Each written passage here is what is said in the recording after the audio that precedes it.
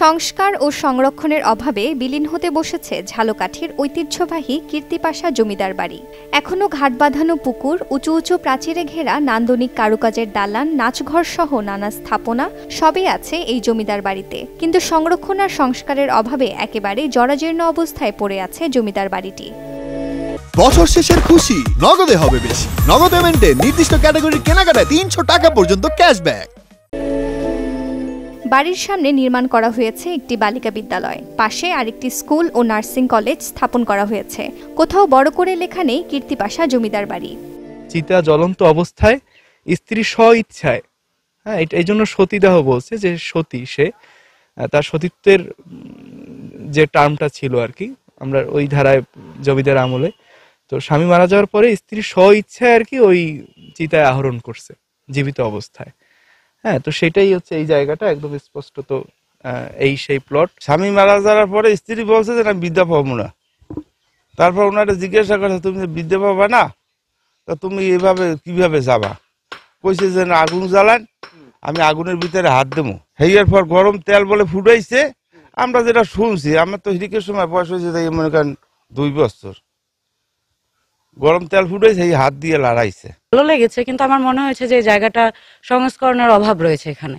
সরকার যদি এর দিকে একটু সুদৃষ্টি দেন, এবং এটা যেহেতু একটা আমাদের ঐতিহ্যের একটা অংশ, তো এটা যদি আমাদের পরবর্তী প্রজন্ম বলেন, আমাদের প্রজন্ম বলেন, এটা যদি সংস্কার করা হয় তাহলে এটা আরো ভালো লাগবে দেখতে। সেই সতীদাহ প্রথাটা আছে, সংস্কার করা সবকিছুই আছে, আবার কূপ আছে, সেটা এখন স্মৃতি হিসাবে রয়ে গেছে, ওইটা কোনো উন্নয়ন করা হয় না। যদি সরকার যদি একটু নিজেদের সহযোগিতার হাত বাড়িয়ে দেয় তাহলে এইটা আরেকটু ঐতিহ্যবাহী হয়ে উঠবে। অন্যান্য দর্শক দেখতে আসবে, পর্যটকরা দেখতে আসলে খুব ভালো লাগবে। ইতিহাস থেকে জানা যায়, অষ্টাদশ শতাব্দীর প্রথম দিকে বিক্রমপুর পোড়াগাছার রাজারাম সেনগুপ্ত কীর্তিপাশায় তার 2 ছেলের জন্য 2টি বাড়ি নির্মাণ করেন। বড় ছেলের জন্য তৈরি করা 10 আনা বড় হিস্সা জমিদার বাড়ি এখনও টিকে থাকলেও ছোট ছেলের 6 আনা ছোট হিস্সা জমিদার বাড়ি অনেক আগেই বিলীন হয়ে গেছে। ইতিহাস আর ঐতিহ্যগত কারণে কীর্তিপাশা জমিদার বাড়ি ঝালকাঠির অন্যতম পর্যটন স্পট। এটি সংস্কার ও সংরক্ষণের চেষ্টা চলছে বলে জানান এই জেলা প্রশাসক। শিব মন্দির আছে, সেখানে শিব মূর্তিও আছে। অসংখ্য মানুষ এই কীর্তিপাশা জমিদার বাড়ি দেখার জন্য এখানে আসেন। আমি নিজেও সেটা ভিজিট করতে গিয়েছিলাম, এবং আমি যেটা দেখলাম তাতে মনে হয়েছে যে এটা সংরক্ষণ করা খুব জরুরি।